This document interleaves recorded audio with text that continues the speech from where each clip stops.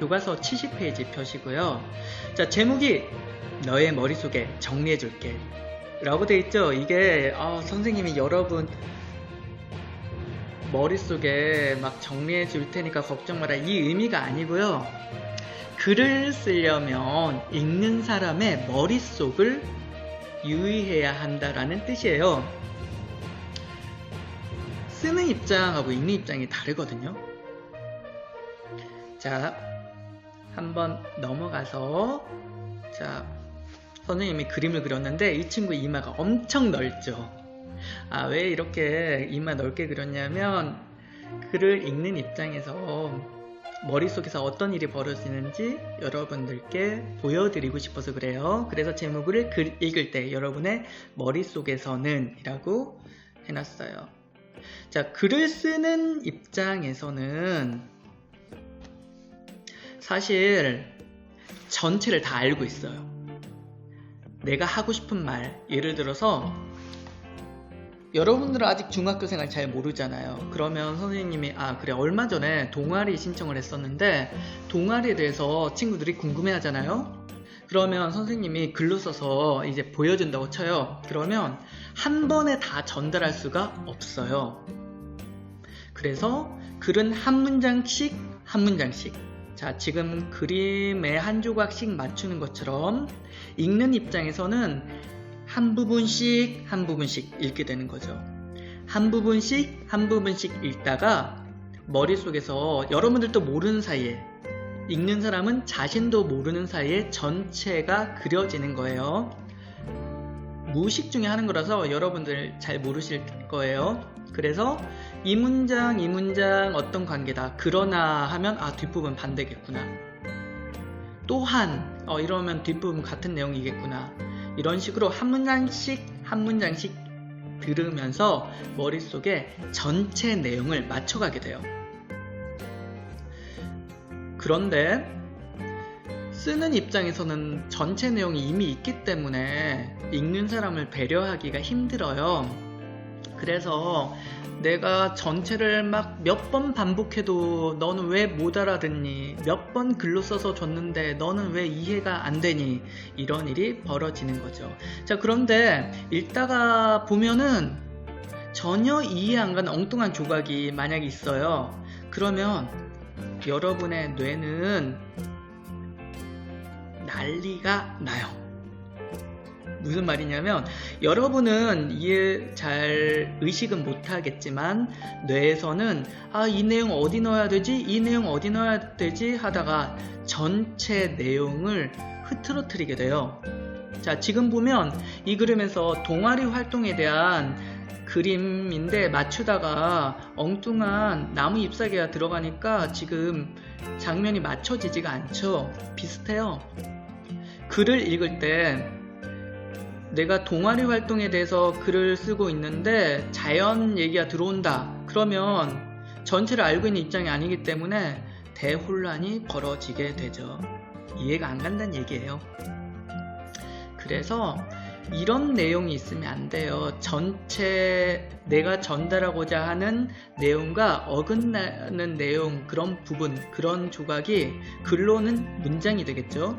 그런 문장이 조금이라도 있으면 읽는 사람 머릿속을 혼란스럽게 해요. 선생님 말 알아들으시겠죠? 그래서 글을 쓸 때는 엉뚱한 내용이 들어가지 않도록 유의하셔야 돼요. 예를 들어서 내가 동아리 얘기도 하고 싶고 스포츠 클럽 얘기도 하고 싶어. 그러면 동아리 얘기하다가 스포츠 얘기를 끼워서 하면 안 돼요. 최소한 동아리 얘기는 다 끝난 다음에, 여기 교실 나오죠? 이 교실에 이루어지는 활동 얘기는 다 끝난 다음에 야외 활동이라든가 스포츠 내용은 단락을 나누어서 따로 전달해야 되는 거죠. 자, 의미를 맞추려면 읽는 사람 입장에서요, 전체 내용을 알려면 전체와 어울리는 통일성이 있어야 돼요. 통일성이 어긋나는 조금의 내용만 있어도 읽는 사람 입장에서는 전체를 혼란스럽게 생각하게 됩니다. 쓰는 입장에서는 한두 문장 틀려도 한두 문장 엉뚱한 내용이 들어가도 상관없어요. 쓰는 입장에서 머릿속에 전체가 다 들어있으니까. 자, 국어사전을 찾아봤어요. 통일성. 다양한 요소들이 있으면서도 전체가 하나로서 파악되는 성질. 다른 말로 이 선생님이 보여준 그림처럼 전체의 내용을 이루는데 엉뚱한 내용이 있으면 안 된다라는 말이죠. 이게 통일성입니다. 통일성 설명입니다. 그러면 어디다 통일시켜야 되지? 자, 여러분들 글 쓸 때 헷갈릴 수 있는데 선생님 제가 친구한테 게임 하는 법을 설명하고 싶은데 그러면 그 얘기만 해야 돼요. 예, 그 얘기만 해야 돼요. 또는 여자친구 사귀고 싶어서 고백을 하는데 그러면 너 좋다는 말만 반복해야 되나요? 좋다는 말만 반복할 필요는 없지만 최소한 내가 전달하고자 하는 내용, 좋다는 말과 연관 있는 너는 이런 매력이 있어, 너는 이렇게 해서 좋아, 이렇게 해서 행복할 거야, 이런 식으로 연관이 있는 내용이라야 되는 거죠. 거기다가 엉뚱하게 공부 잘하려면 어떻게 해야 되지, 이런 내용을 쓰면 안 된다라는 거죠. 자, 글 쓸 때는 염두에 둬야 될 것들이 있습니다. 4가지, 핵심 4가지, 까먹으면 안 되는 4가지. 목적, 예상 독자, 주제, 글의 종류. 이 4가지 글을 쓸 때 기억해야 할 것. 이 4가지만 염두에 두고 쓰면 나쁜 글이 안 나와요. 이 4가지만 여러분이 글을 쓸 때 처음부터 끝까지 까먹지 않으면 되는데 아마 어렵게 생각하는 친구들이 있을 거예요. 자, 그래서 설명을 드릴게요. 여러분이 친구와 게임을 하고 싶어요. 게임 규칙을 설명합니다. 어떻게 반응해야 가장 내가 잘 설명한 걸까요? 자, 친구야, 롤. 선생님 옛날에 졸업생들이 선생님한테 롤을 가르치려고 무지 애를 썼는데 선생님이 배우려고 하다가 포기했어요. 왜냐하면 선생님은 디아블로 모를 텐데 스타크래프트 그 세대거든요. 그래서 졸업하고 나서 네가 스타크래프트 2를 배워서 같이 하는 게 어떻겠느냐, 이런 식으로 얘기하면서 열심히 딴 게임을 했는데, 자, 어떻게 해야 가장 잘하는 거냐? 1번, 친구가 내 목소리를 좋아해준다. 나쁘진 않은데. 2번, 너는 아는 것이 참 많구나 하고 감탄하고 있다. 3번, 고마워하고 나를 좋아해주는데 게임은 할 줄 모른다. 4번, 친구가 뭐라고 쭝얼쭝얼 하긴 하는데 나와 게임을 한다. 자, 몇 번일까요? 네, 그렇습니다. 4번입니다. 왜냐면 내가 설명한 이유가 4번이거든요. 내가 친구에게 말한 이유가 4번이에요. 게임을 하고 싶어서. 자, 그러면 정리를 하면 이거죠. 게임을 하고 싶어서. 자, 친구와 게임을 하고 싶어서 게임 규칙을 설명합니다. 4가지. 제일 중요한 첫 번째, 목적. 나는 게임을 하고 싶다. 목적. 자, 글 쓸 때 제일 중요한 게 목적이에요. 목적. 그래서 게임 규칙을 전달해야 된다. 누구에게? 친구에게, 예상 독자. 어떻게? 설명을 해야겠다. 구체적으로 설명해야겠다. 감동을 주거나 아니면 애들의 친구를 위협하거나 하는 게 아니라 설명의 방법을 택해야겠다. 자, 이 4가지가 가장 중요하죠. 글 쓸 때도 똑같아요.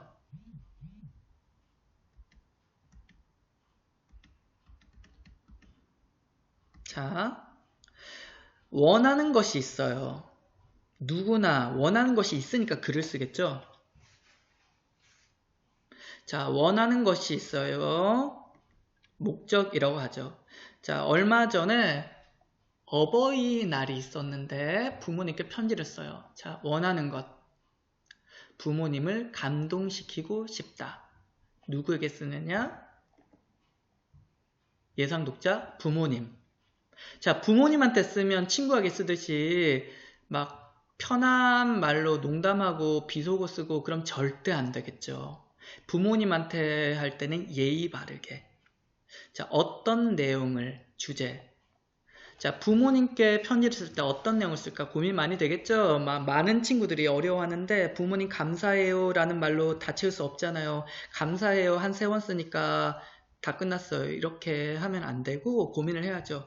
자, 원하는 것이 부모님의 감동이었다면 어떤 내용을 쓸 것인가? 감동을 주기 위한 부모님과 있었던 행복했던 기억 또는 부모님께 감사했던 추억 이런 것들을 쓰면 되겠죠. 어떻게? 자, 부모님께 설명을 할까? 아니면 부모님께 감사했던 이야기를 문학적으로 쓸까? 편지를 쓸까? 여러 가지 방법들이 있겠죠. 자, 글쓰기의 시작은 어떤 목적을 위해 누구에게 어떤 내용을 어떻게 전달할 것인가. 이 4가지가 핵심이에요. 이 4가지만 염두에 두면 이상한 글 안 나와요. 이 4가지가 가장 중요합니다. 자, 예를 들어서 여러분이 회사에 들어가고 싶어요. 목적이 뭡니까? 회사에 들어가는 거. 누구에게 쓸까요? 면접관에게. 자, 면접관에게 쓰면은 친구에게 쓰듯이 편하게 쓰면 안 되겠죠? 자, 어떤 내용을 쓸 것인가? 자, 회사에 들어가고 싶어서 면접관에게 쓰는데 어떤 내용을 쓰냐? 나의 장점이죠. 장점 중에서도 어떤 장점이냐면 회사에 어떻게 내 능력 발휘를 할 것인가 또는 회사에 어떻게 기여할 것인가 이 회사를 어떻게 발전시킬 것인가 또는 회사를 어떻게 더 능률적으로 만들 것인가. 자, 어떻게 전달할 것인가. 자, 면접관에게 설명하는 글을 쓸까. 면접관에게 노래로 만들어서 들려줄까? 쉽진 않겠죠. 면접관에게 문학적으로 쓸까? 또는 논리적으로 주장과 근거를 들까? 자, 이 4가지는 글을 쓰는 내내 염두에 둬야 합니다. 자, 그 다음 이 4가지를 가지고 쓴다고 써지느냐? 실제로 여러분 쉽진 않죠. 다 알고 있어요. 글 쓰는 과정이 사실 쉽게 쓰려고 앉아서 막 시작하잖아요. 어차피 끝내기까지 너무 고통스러워. 쓸 내용이 없어요. 쓸 내용이 없다는 게 가장 큰 문제예요. 자, 글 쓰는 과정은 일단 EBS에서 배운 것 같이 4단계라고 하는데 5단계라고 봐도 괜찮아요. 자, 첫 번째 계획하기, 두 번째 내용 생성, 세 번째 내용 조직, 네 번째 쓰고 고치기, 그 다음 평가. 계획하기가 가장 중요합니다. 전체의 뼈대예요. 목적, 독자, 주제, 종류. 이거는 계획하기에서 정하는 겁니다. 내가 왜 쓰느냐. 부모님께 용돈 올려달라고 얘기하고 싶어. 자, 목적, 용돈을 올려주는 거. 독자, 부모님. 주제, 자, 용돈을 올려달라는 말만 계속 쓰면 안 되겠죠? 자, 용돈을 올려주는 게 왜 필요한지 내용이 있을 거예요. 자, 용돈을 올려주어서 좋은 점 또는 용돈을 올려줄 때 우리 집안에 도움이 되는 점이라든가. 자, 그 다음 글의 종류, 편집글 또는 논설문, 설명문. 자, 이 4가지를 계획하기에서 정해요. 자, 다시 한번 정리할게요. 글을 쓸 때 누구나 원하는 게 있어요.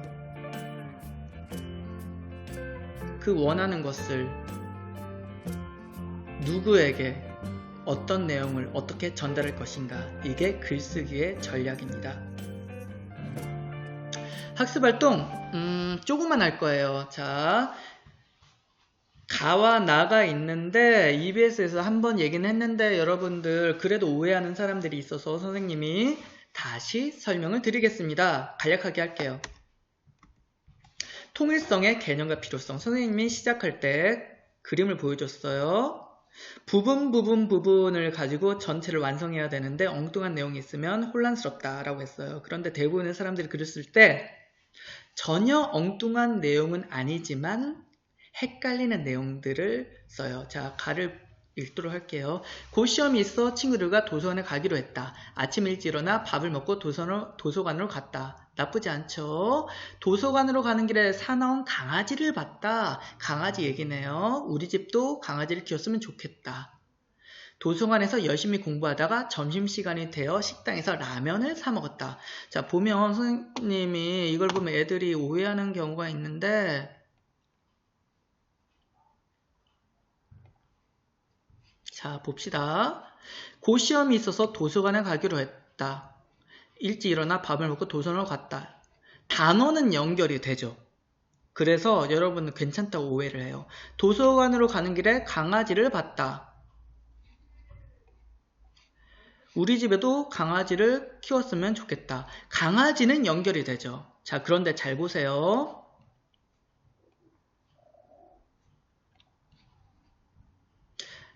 시험이 있어서 도서관에 가는 것과 우리 집에도 강아지를 키웠으면 좋겠다가 관련이 있나요? 없나요?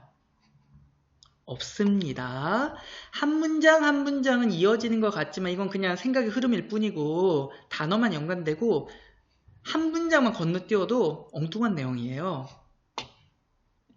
다 그런 식이에요. 자, 도서관은 연관이 되는데 라면이 나와요. 자, 여기도 라면은 연결이 돼요. 그런데 라면과 떡볶이는 연결이 돼요. 하지만 도서관과 떡볶이는 연결이 되지 않아요. 특별히 시험이 있어서 공부하는 것과는 아예 상관이 없죠. 선생님 말 알아들으시겠어요? 여러분들이 한 문장과 그 다음 문장 연결된다고 통일성이 있다고 오해하시면 안 돼요.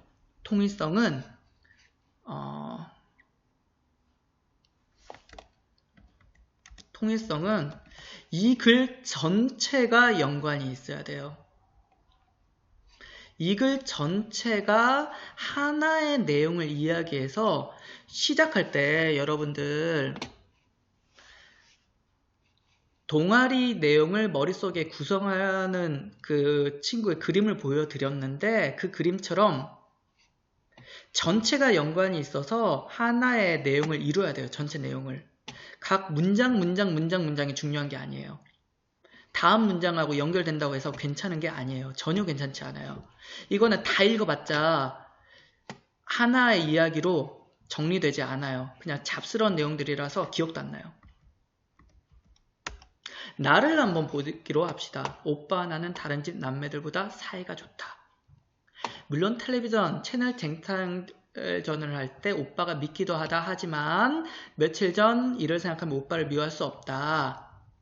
며칠 전 친구들과 시험 공부를 하러 도서관에 갔어요. 저녁이 되어 친구들이 집에 가자고 했어요. 하지만 조금 더 공부할 것이 있어 친구들을 먼저 보냈어요. 자, 얼마 후 비가 쏟아져서 걱정이 되었는데 전원도 꺼져 있어요. 그런데 오빠가 날 데리러 왔어요. 자, 내용을 보도록 합시다. 전체가 그려지죠. 자, 이 나 글은 앞뒤 문장만 연관이 있는 게 아니라 전체가 오빠와 나의 사이가 좋은 이야기예요. 선생님 말 알아들으시겠어요? 앞뒤 문장의 관계만 중요한 게 아니라 이 내용은 다 오빠와 사이가 좋은 이야기를 얘기하고 있어요. 자, 이 글은 통일성이 있는 겁니다. 자, 앞에 문장에서 도서관 얘기하다가 떡볶이 얘기를 하고 싶어요. 가. 그러면 단락을 나눠서 따로 써야 돼요. 그렇지 않으면 혼란스러워요. 가는. 하지만 나는 전체 내용이 오빠와 사이가 좋은 내용으로 통일되어 있죠. 자, 여러분들 교과서에 쓰셔야 돼요. 가는 한편에 그래 너무 많은 내용이 담겨있다. 다른 말로 전체가 그려지지 않는다. 그 내용이 유기적이지 않아서 유기적 말 어렵죠. 논리적으로 밀접하다라는 뜻이에요. 그래서 무슨 말을 하려고 하는지 명확하지 않다. 선생님 저는 무슨 말인지 알겠는데요. 자, 그렇지만 하나로 그려지진 않아요. 그냥 여러가지 잡스러운 내용들이 있어요. 자, 자, 다시 한번 얘기하겠습니다. 내용이 분명한 건 나예요. 나가 통일성이 있는 거예요. 통일성이란, 자, 나는 오빠 사이가 좋다라는 주제를 전하기 위해서 모든 내용들이 이 장면을 얘기하고 있고요. 통일성이란 글의 내용들이 하나의 주제로 긴밀하게 연관되는 것을 뜻한다. 통일성 있는 글을 쓰기 위해서는 하나의 주제를 정하고 그 주제와 밀접하게 관련되도록 내용을 선정하고 조직해야 한다. 그래야 글쓴이가 전하고자 하는 바가 글에서 분명하게 드러나 독자가 그 뜻을 쉽게 파악할 수 있다. 자, 글쓰기 과정을 얘기했었는데 계획하기까지만 설명할게요, 여러분. 오늘 너무 많이 안 할 거니까 걱정하지 말고 보세요. 자, 우리 정우와 여자애가 있어요. 친구가 있어요. 여자친구가 질문을 해요. 정우야, 너 이번 국어 수행평가로 어떤 글을 쓸지 생각해봤어? 응, 얼마 전 텔레비전에서 독도를 소개하는 여행 프로그램을 보았는데 내가 생각보다 독도를 잘 몰랐다는 것을 알게 되었어. 그래서 이번 기회에 여러 자료를 수집해서 친구들에게 독도를 설명하는 글을 쓰려고 해. 오, 좋아. 그러고 보니 독도는 우리나라 땅이라고 말하면서 정작 우리가 알고 있는 건 별로 없는 것 같아. 맞아. 그래서 이번에 열심히 준비해서 친구들에게 독도의 지리와 역사, 가치를 제대로 알리고 싶어. 자, 봅시다. 정우가 글을 쓰면서 이렇게 생각을 했어요. 자, 제일 먼저 제일 중요한 건 내가 왜 쓰느냐. 내가 회사에 들어오고 싶어서 쓰느냐, 내가 용돈 올려달라고 쓰느냐. 자, 우리 정우는 독도를 알리고 싶은 게 나의 목적이에요. 독도를 알리는 게 아니면 이 글은 그래서 가치가 없겠죠. 이 글의 목적, 독도를 알리는 것. 그런데 누구에게 하느냐? 친구들에게 알리고 싶다. 친구들에게 알린다면 너무 어려운 말을 쓰면 안 되겠고 쉬운 말로 재미있게 써야겠죠. 자, 친구들에게 어떤 내용을 알리고 싶느냐? 친구들에게 쓰는 글의 주제는 무엇인가? 지리와 역사, 가치가 되겠다. 독도의 지리, 역사, 가치를 전달하고 싶다. 그러면 어떤 방식으로 쓸 것인가? 설명문을 쓸 것인가? 논설문을 쓸 것인가? 수필을 쓸 것인가? 노래로 불러줄 것인가? 자, 여기서는 설명하는 글을 택했다. 그래서 이 네 가지, 여러분 교과서에 동그라미 쳐놓고 별표 쳐 놓으시기 바랍니다. 자, 이 네 가지 중요한 글의 목적, 예상 독자, 주제, 글의 종류, 이 네 가지는 잊지 않으셔야 합니다. 자, 오늘 너무 많은 내용을 배웠어요. 그래서 오늘은 72페이지 계획하기 단계까지만 정리하겠습니다.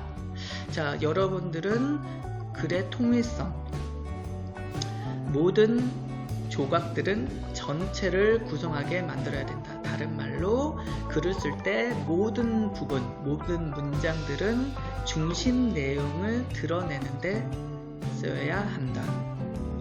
그 다음, 글을 쓸 때 계획해야 할 네 가지, 목적과 독자, 주제, 종류.